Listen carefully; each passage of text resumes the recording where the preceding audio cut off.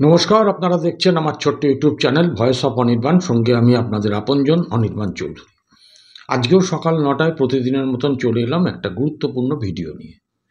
থাম্বনেইলে দেখেছেন বিষয়বস্তু, হ্যাঁ ঠিকই ধরেছেন, আমি অভয়ার বিচারের যে আন্দোলন সেটা নিয়েই আলোচনা করব, তবে একটু নতুনত্ব। আর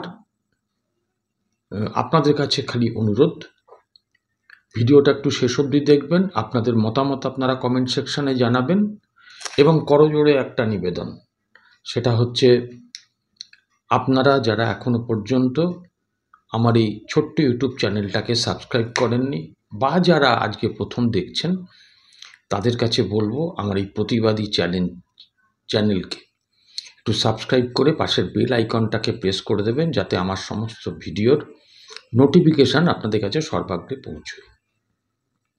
দেখুন, আমি আজকে যেটা আপনাদেরকে দেখাবো, যে আমাদের মধ্যে একটা ধারণা আছে যে আমরা শহরে বসে অনেক কথা বলি, কিন্তু গ্রামের দিকে ওই যে গরিব গুরব মানুষ, তারা ওই লক্ষ্মীর ভাণ্ডার পেয়ে তারা কিন্তু আর সরকারের কোনো দোষ ত্রুটি থাকলেও সেভাবে গর্জে ওঠে না, সেভাবে প্রতিবাদটা করে না। যখনই প্রতিবাদ যদি বা কেউ করতে যায়, তাদের আবাস যোজনার টাকা টোপ দিয়ে, তাদের হচ্ছে গিয়ে অন্যান্য সুযোগ সুবিধের টোপ দিয়ে তাদেরকে মুখ বন্ধ করে রাখার চেষ্টা হয়, তাতেও কাজ না হলে হুমকি দেওয়া হয়। কিন্তু অভয়া আন্দোলনের 1 বছরের মাথায় এসে যেটা আমরা ওই সময় দেখিনি, সেটা হচ্ছে গ্রামীণ খেটে খাওয়া মহিলারা তারা নিজেরা উদ্যোগ নিয়ে,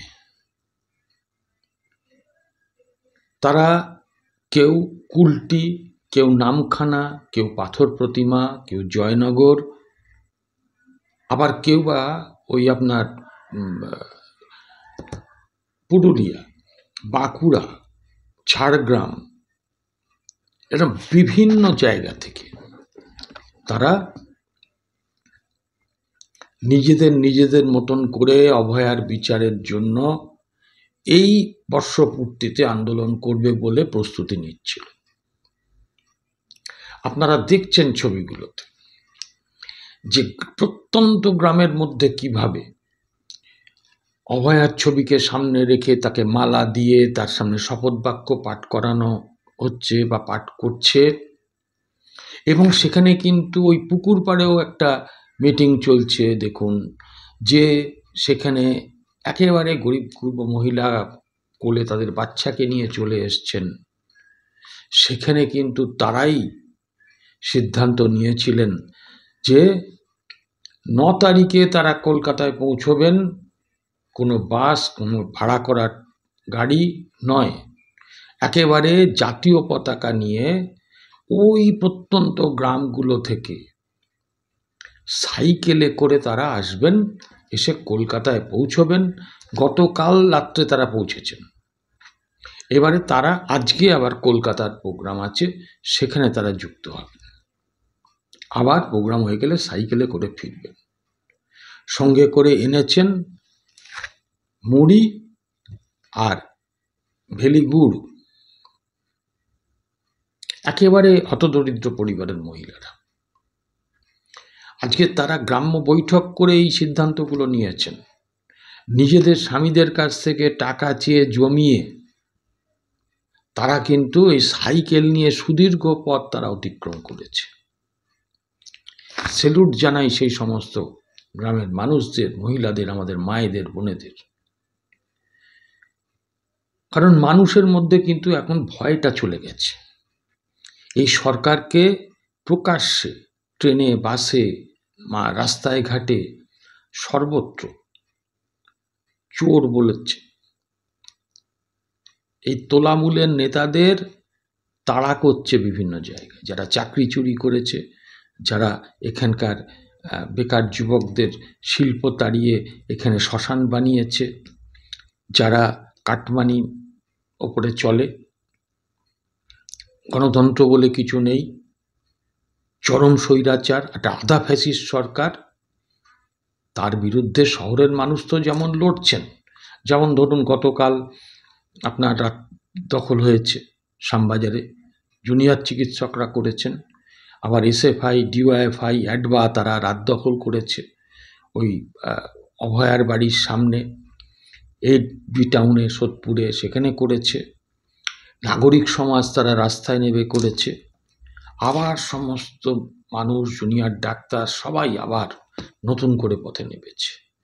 মাঝখানে ভাটা হয়ে গিয়েছিল, কিছুটা আন্দোলন স্থিমিত হয়ে গিয়েছিল, কারণ আন্দোলনটা ছিল শহর কেন্দ্রিক। এই যে গ্রামের মানুষের যে অংশগ্রহণ, আমি মনে করি এটা আগামী দিনে আন্দোলনের একটা নতুন দিশা দেখা। এবং সেখানে ছোট ছোট গোষ্ঠীগুলো মিটিং করছে আরও বড় কিভাবে আন্দোলন করা যায় আগামী দিনে। 14 তারিখে তারা রাত দখলও করবে। এক গ্রামের মহিলার সঙ্গে কথা হচ্ছিল, উনি বললেন যে দেখুন, আমরা পাঁজি পুঁতি দেখে, গ্রহ নক্ষত্র দেখে আমরা হয়তো উপোস করি, আমরা শিবের মাথায় জল ঢালি, ব্রাহ্মণকে আমরা দান করি, কিন্তু এই অভয়ার আন্দোলন শুধু তো অভয়া না, অভয়া থেকে, তিলোত্তমা থেকে, দক্ষিণ কলকাতা ল কলেজ থেকে শুরু করে, এটাগুলো সাম্প্রতিক ব্যাপার। তার আগে সেই পার্ক স্ট্রিট, তারপরে হাঁসখালি, কামদুনি, মধ্যমগ্রাম, কোথায় না নারীরা এখানে সুরক্ষিত নয়। আগে ওরা ক্ষমতায় এসেছিল, বলেছিল বাংলা তার নিজের মেয়েকে চায়, আর এখন বাংলার মেয়েরা আওয়াজ তুলেছে যে বাংলার মেয়েরা আত্মসুরক্ষা এবং আত্মসম্মান চায়। আজকে এই পশ্চিমবঙ্গে কোনো মহিলা নিরাপদ নয়, শুধুমাত্র একজন ছাড়া, তিনি হচ্ছেন এই রাজ্যের মহারানী। তিনি ছাড়া আর তার ভাইপো ছাড়া পশ্চিমবঙ্গে আর কেউ নিরাপদ নেই। একটা মানে কালো মেঘ রাজনৈতিক আকাশে রয়েছে, গুমোট আবহাওয়া, ভূমিকম্প হওয়ার মতন পরিস্থিতি। এই সময় দাঁড়িয়ে